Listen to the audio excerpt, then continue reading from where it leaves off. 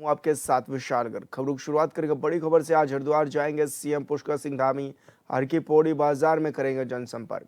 स्वदेशी अपनाने का देंगे एक बड़ा संदेश। जीएसटी की नई दरों पर करेंगे जागरूक। व्यापारियों से मुलाकात भी इस दौरान करेंगे। माया देवी मंदिर प्रांगण में पूजा अर्चना भी करेंगे और शाम को देहरादून में लौटेंगे। तो ये बड़ी खबर आप तक पहुंचा रहे हैं, जहां पर मुख्यमंत्री पुष्कर सिंह धामी का आज हरिद्वार दौरा रहने वाला है और इस दौरान तमाम व्यापारियों से मुलाकात भी करेंगे और साथ ही स्वदेशी अपनाओ अभियान भी चलाएंगे। माया देवी मंदिर प्रांगण में पूजा अर्चना भी इस दौरान करेंगे मुख्यमंत्री पुष्कर सिंह धामी और शाम को कैंप कार्यालय वापस लौटेंगे मुख्यमंत्री। तो हर के पौड़ी बाजार में जनसंपर्क भी करेंगे मुख्यमंत्री पुष्कर सिंह धामी और स्वदेशी अपनाने पर पूरी तरह से जोर दिया जाएगा।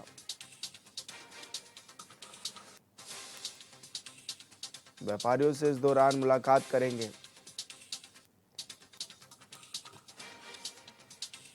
और माया देवी मंदिर प्रांगण में पूजा अर्चना भी पुष्कर सिंह धामी करेंगे।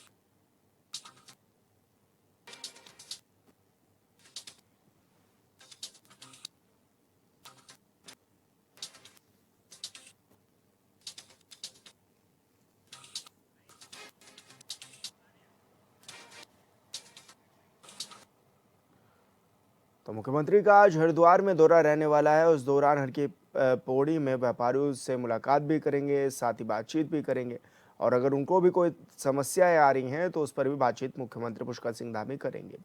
और ज़्यादा जानकारी ले लेते हैं, संवाददाता हमारे साथ जुड़ गए योगेश आर्या। योगेश, हरिद्वार में आज मुख्यमंत्री रहने वाले हैं, किस किस तरह के आज के कार्यक्रम लगे हुए हैं? देखिए विशाल, आज मुख्यमंत्री पुष्कर सिंह धामी का हरिद्वार दौरा रहने वाला है और आज हरिद्वार हम्म। जाकर के बहर की पौड़ी के बाजार में व्यापारियों से मुलाकात करेंगे और इसके साथ साथ वह वहां उनसे बातचीत करने का काम करेंगे, क्योंकि जिस तरह से अभी जीएसटी की नवीन दरों में आई है सामने और स्लैब 2 खत्म किए गए हैं, उसके बाद से लगातार जो है मुख्यमंत्री पुष्कर सिंह धामी अलग अलग बाजारों में जाकर के अलग अलग इलाकों के बाजारों में व्यापारियों से मुलाकात कर रहे हैं, उनसे बातचीत कर रहे हैं और उसके साथ साथ उनको जो है जागरूक करने का काम कर रहे हैं। इसके साथ साथ लोगों से भी मुलाकात कर स्वदेशी अपनाने को लेकर के जोर दे रहे हैं। प्रचार प्रसार जो है व्यापक तौर पर जो है देखने को मिल रहा है। लगातार जो है मुख्यमंत्री पुष्कर सिंह धामी जनता को चाहे प्रचार प्रसार के माध्यम से जागरूक करने का काम कर रहे हो या फिर व्यापारियों को, तो निश्चित तौर पर जो है लगातार जो है उनके कार्यक्रम इस तरह के लगे हुए हैं। और आज हरिद्वार में जिस तरह से माया देवी मंदिर भी जाएंगे, वहां पर भी जो है पूजा अर्चना करेंगे, तो निश्चित तौर पर देखिए उनका हरिद्वार का कार्यक्रम है। हरिद्वार में पहले वो जहाँ व्यापारियों से मुलाकात करेंगे, जीएसटी की नवीन दरों को लेकर के कितना जो सामान है उसके एमआरपी में कितनी गिरावट आई है, जो पहले वस्तु थी वो कितने की थी और अब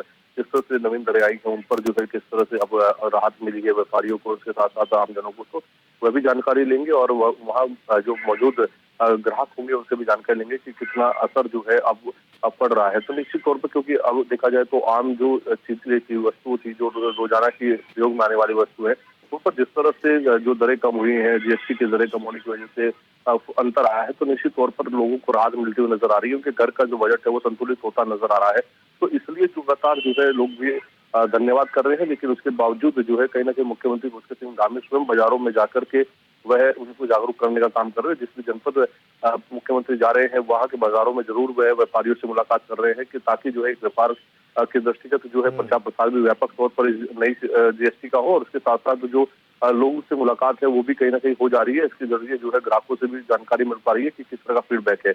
इसके अलावा जिस तरह से माया देवी मंदिर में उनका जो है पूजा अर्चना का कार्यक्रम है, तो वह भी कार्यक्रम करेंगे, क्योंकि नवरात्रों का इस वक्त समय चल रहा है, नवरात्रे चल रहे हैं और नवरात्रों के दौरान जो है अलग अलग दिन अलग अलग देवी के स्वरूप की पूजा की जाती है। तो निश्चित तौर पर आज वह भी माया देवी मंदिर जाकर के वहां पर जो है पूजा अर्चना करने का काम करेंगे और जो है नवरात्रों में जो है प्रदेश की खुशहाली की प्रार्थना करते हुए नजर आएंगे। तो ये कार्यक्रम रखा गया। उसके बाद वह शाम को जो है करीब 3:45 वापस देहरादून लौटेंगे। उसके बाद शासकीय कार्य के चलते और जनप्रतिनिधियों से मुलाकात के लिए उनका जो समय है वो आरक्षित रखा गया है कैंप कार्यालय पर, वहां पर वह मौजूद रहेंगे। जी योगेश, स्वदेशी अपनाने को किस तरह से लेकर जोर भी दिया जा रहा है, क्योंकि मुख्यमंत्री जब लोगों के बीच में जा रहे हैं, व्यापारियों के बीच में जा रहे हैं, तो ये एक बड़ा संदेश दे रहे हैं कि स्वदेशी अपनाओ और स्वदेशी माल ही ज़्यादा से ज़्यादा बेचे भी। हाँ, देखिए बिल्कुल जिस तरह से स्वदेशी अपनाने को लेकर के पूरा तरीके से अगर देखा जाएगा व्यापक प्रचार जो है वो किया जा रहा है, क्योंकि अभी हाल ही में जैसे ट्रैफिक की बात हो रही है तो जो टैरिफ लगाया गया है उससे कहीं न कहीं जो है जिस तरह से कुछ चीज़ों को ये कहा जा रहा था कि महँगी हो जाएँगी, उसके बाद ये प्रचार प्रसार किया गया कि स्वदेशी अपनाया जाए और स्वदेशी को खरीदा जाए, स्वदेशी को बेचा जाए और इसका प्रचार प्रसार स्वयं जो है देखा जाए तो मुख्यमंत्री पुष्कर सिंह धामी करते हुए नजर आ रहे हैं। वो लगातार जनता के बीच जाकर के स्वयं कह रहे हैं कि स्वदेशी बेचना चाहिए, स्वदेशी खरीदना चाहिए ताकि इससे अपनी जो देश की आर्थिकी है वो मजबूत होगी और जिस तरह से विकसित भारत की कल्पना जो है लगातार मुख्यमंत्री कह रहे हैं कि हमारे प्रधानमंत्री नरेंद्र मोदी ने की है और ऐसे में हमें उनके हाथों को मजबूत करने के लिए स्वदेशी अपनाना होगा और निश्चित तौर पर उसका प्रचार प्रसार लगातार जो है भारतीय जनता पार्टी की ओर से, सरकार की ओर से लगातार किया जा रहा है और मुख्यमंत्री पुष्कर सिंह धामी जो लगातार से बढ़ चढ़ के हिस्सेदारी करते हुए नजर आ रहे हैं। अब बाजारों में जिस तरह से वे जीएसटी की नई दरों को लेकर के प्रचार प्रसार कर रहे हैं, तो वही जो है स्वदेशी अपनाने को लेकर भी लगातार जागरूक करने का काम जो है करते हुए नजर आ रहे हैं। लेकिन ऐसे में योगेश अब इसको किस रूप में देखा भी जा रहा है, क्योंकि लगातार लंबे समय से ये भी देखा जा रहा है कि जगह जगह पर मुख्यमंत्री जाते हैं, चाहे वो देहरादून की मार्केट में हो और आज हरिद्वार की मार्केट में भी वो जनसंपर्क करेंगे, तो इससे कितना फायदा होता हुआ नजर भी आ रहा है उत्तराखंड के प्रोडक्ट्स को लेकर भी। देखिए बिल्कुल जब एक प्रदेश के मुखिया जब बाजारों में निकलते हैं, वहाँ लोगों के दुख दर्द को जानने का प्रयास करते हैं, वहाँ व्यापारियों की समस्याओं को समझने का काम करते हैं, उनसे बातचीत करते हैं, नवीन दरों के बाद कितनी राहत मिल पा रही है, उसके बाद कितना फायदा मिल पा रहा है, उसका फीडबैक लेते हैं तो निश्चित तौर पर लोगों के अंदर जो है जागरूकता आती है, एक अंदर जो है आत्मविश्वास बढ़ता है, तो निश्चित तौर पर ये आत्मविश्वास बढ़ाने का काम जो है वो लगातार मुख्यमंत्री पुष्कर सिंह धामी करते हुए नजर आ रहे हैं, चाहे वो देहरादून का बाजार हो, चमोली का बाजार हो, चाहे फिर वो है हरिद्वार का आज के दौरे की बात हो, आज वहां पर भी जिस तरह से वह प्रचार प्रसार करने का काम करेंगे, तो निश्चित तौर पर इसका फायदा जो है आने वाले वक्त में देखने को मिलेगा, क्योंकि आत्मविश्वास जो है व्यापारियों को बढ़ता है, वो क्योंकि उनसे एक प्रदेश का मुख्य जानकारी हासिल करता है कि किस तरह से और सीधे तौर पर वहां जाते हैं तो वहां उनको सम्मानित करने का भी काम करते हैं, पुष्प दे करके जो है उनको उनका ढांढस बनाने का काम करते हैं कि आप इतना बेहतरीन काम कर रहे हैं, इतना अच्छा काम कर रहे हैं और कितना फायदा इससे होगा, वो सारी जानकारी वो उनसे लेते हैं, उसका फीडबैक पूरी तरीके से लिया जा रहा है और ये फीडबैक केवल उत्तराखंड की नहीं है, अनेकों प्रदेशों की हम बात कर ले तो वहां भी लगातार जो है वहां के मुख्यमंत्री जा जाकर के इस तरह से फीडबैक लेने का काम कर रहे हैं, तो यानी कि अगर देखा जाए तो इसमें आत्मविश्वास की वृद्धि हो रही है और उसके साथ साथ व्यापारी खुश है कि उनके पास आकर के प्रदेश के मुखिया उनसे इस चीज की जानकारी ले रहे हैं कि आखिरकार कितना इससे फायदा होता हुआ नजर आ रहा है। जी बिल्कुल योगेश, बहुत शुक्रिया आपका तमाम जानकारी साझा करने के लिए। और बड़ी खबर का रुख करेंगे बरेली में आई लव मोहम्मद के नाम पर बवाल। बवाल के बाद डीआईजी अजय साहनी का भी बयान सामने आया है।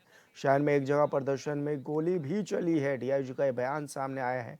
पुलिसकर्मियों पर गोली चलाई गई। घटना में 10 से ज़्यादा पुलिसकर्मी घायल भी हुए हैं। डीआईजी अजय साहनी ने फायरिंग की पुष्टि की है। बरेली में 3 जगहों पर हिंसक झड़प भी हुई है। पुलिसकर्मियों पर पथराव भी इस दौरान किया गया। तो बड़ी खबर आप तक पहुंचा रहे हैं, जहां पर पुलिसकर्मियों पर फायरिंग हुई। घटना में 10 से ज़्यादा पुलिसकर्मी इस दौरान घायल भी हुए हैं। और डीआईजी अजय साहनी ने फायरिंग की पुष्टि भी कर दी। बरेली में 3 जगहों पर हिंसक झड़प हुई, ये बातें सामने आ रही हैं और ऐसे में पुलिसकर्मियों पर पथराव भी किया गया। मैं एसएसपी प्रशासन के लोग के क्षेत्र में, नगर के क्षेत्र में, सिर्फ कोतवाली क्षेत्र में जहाँ पे एक कॉल दी गई थी इस्लामिया ग्राउंड में इकट्ठा होने की, उसके आसपास के क्षेत्र में लगभग 2:30 बजे के आसपास काफी लोग संख्या में इकट्ठा हो गए और अलग अलग चौराहों पे इस्लामिया की तरफ जाने की जिद कर रहे थे।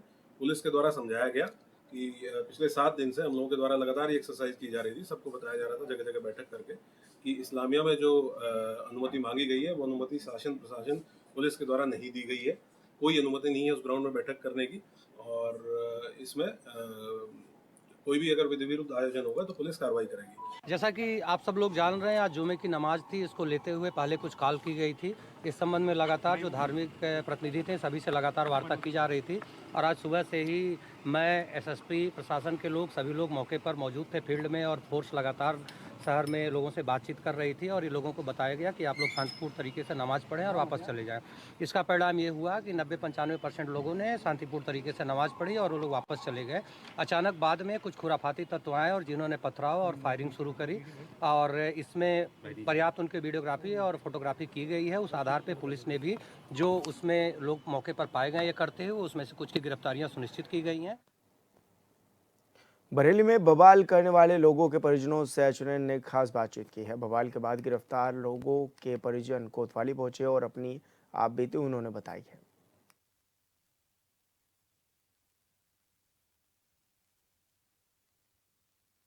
बरेली में आइलम मोहम्मद के नाम पर हुए बवाल को लेकर बरेली पुलिस ने कुछ लोगों को गिरफ्तार किया और यहाँ पर कुछ लोगों के परिचय जिन्हें कहा हमारा बेटा निर्दोष है, हमारा भतीजा निर्दोष है, वो कोई दवाई लेने आया था तो कोई कहीं गया था, उनको पुलिस ने पकड़ रखा। तो वहाँ के कुछ लोग इसीलिए उनसे बात करते हैं। पर क्या नाम है आपका?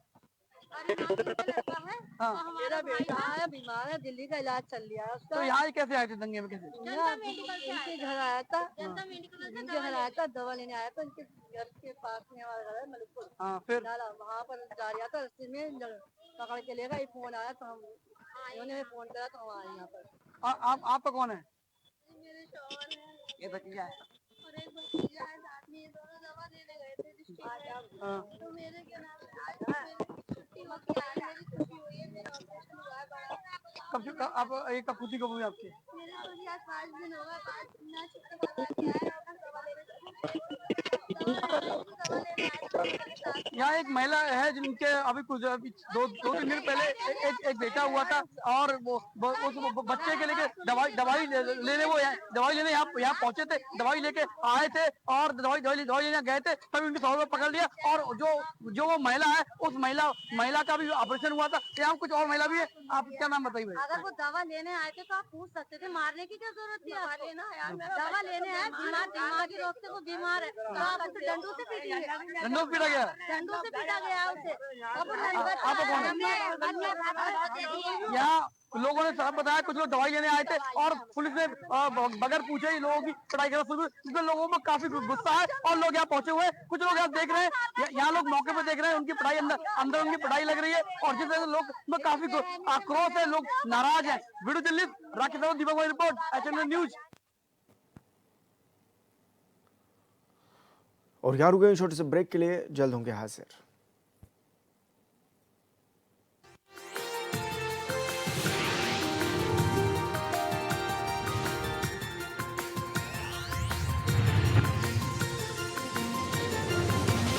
ब्रेक के बाद स्वागत है आपका। खबरों में आगे बढ़ेंगे। मेरठ के प्रतापपुर थाना क्षेत्र के मोहिद्दीनपुर जो गेंढा रोड स्थित काजमाबाद गूंज गांव के पास शराब के ठेके पर चुनावी रंजिश को लेकर जमकर बवाल हो गया।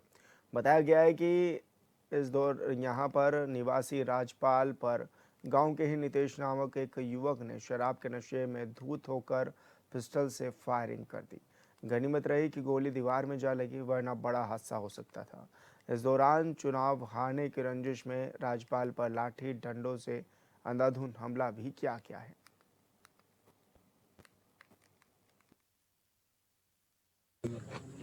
तो वहाँ पथराव का जो आरोप लगाया था, आप उसमें शामिल नहीं थे? नहीं, बिल्कुल नहीं। तो किसने करा था वहाँ पथराव? पथराव पता नहीं जी, मुंह बांध कर जिसने भी करा, हमें तो उसका पता नहीं जिसने भी करा, पर हम पर झूठे आरोप लगाए गए सबको। जाति को क्या आरोप? जाति के आधार पर हमको अंदर लिया गया। हम तो इतना कहना चाहते हैं। काजरी प्रकरण में जो ये 22 बच्चे अंदर थे, निर्दोष बच्चे थे, उनको 11 को जमानत तो 22 के 22 की हो गई है, लेकिन कागज जमानतियों के कागज 11 के पूरे हो पाए, इसलिए 11 रिहा कर दिए गए। 11 बाद में रिहा होंगे, जिस समय उनकी जमानतों के पेपर पूरे हो जाएंगे। तो क्या कुछ कहना चाहोगे इस प्रकरण के बारे में कि कहा था कि निकाय इसमें जगह नहीं ली थी महापंचायत की? नहीं, जगह की अनुमति तो नहीं थी। सच्चाई ये है कि देखिए कोई खास पंचायत नहीं हो रही थी वहाँ तो 20-25 लड़के जो भी थे, ये अपनी बात कहना चाह रहे थे, वो ज्ञापन देना चाह रहे थे, लेकिन उसको दूसरे रूप में इस्तेमाल कर लिया गया, उनको उठाया गया वहाँ से। अलीगंज से 3 बार विधायक रहे सपा के कद्दावर नेता रामेश्वर सिंह यादव और पूर्व जिला पंचायत अध्यक्ष गुजेंद्र सिंह यादव को इलाहाबाद हाईकोर्ट से जमानत मिली है।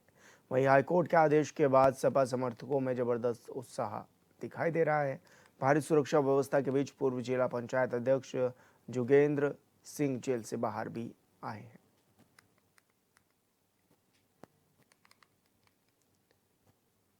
खबर मिर्जापुर से है, जहां 25,000 का इनामिया राजवीर सिंह यादव सहित 3 को पुलिस ने गिरफ्तार किया है। दरअसल मां दुर्गा के लिए अश्लील शब्दों का प्रयोग कर सामाजिक सौहार्द को बिगाड़ने वाले सरोज सरगम के लिए राजवीर सिंह थिक टैंक था और बिरहा गायिका सरोज सरगम सहित 6 लोगों को 24 सितंबर को पुलिस ने गिरफ्तार कर जेल भी भेजा था।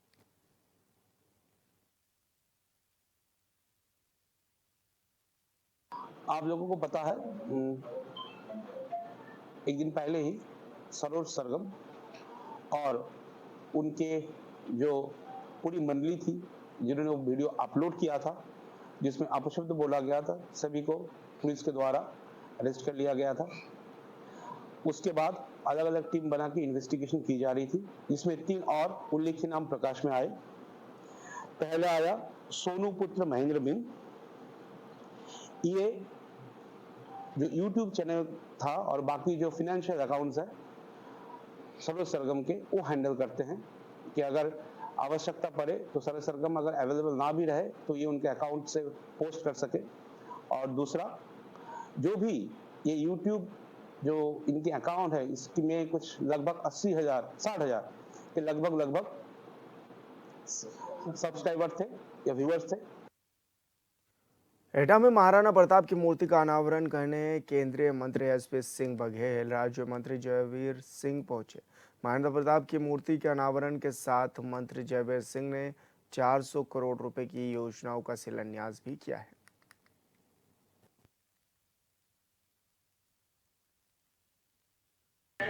उत्तर प्रदेश में अखिलेश जी की सरकार में, उस सरकार में जिसने जुल्म जाति और अत्याचारों की पराकाष्ठा की, उन्हीं कारणों से 17 में उत्तर प्रदेश की जनता ने निर्वाचन में अपदस्थ करने का काम किया।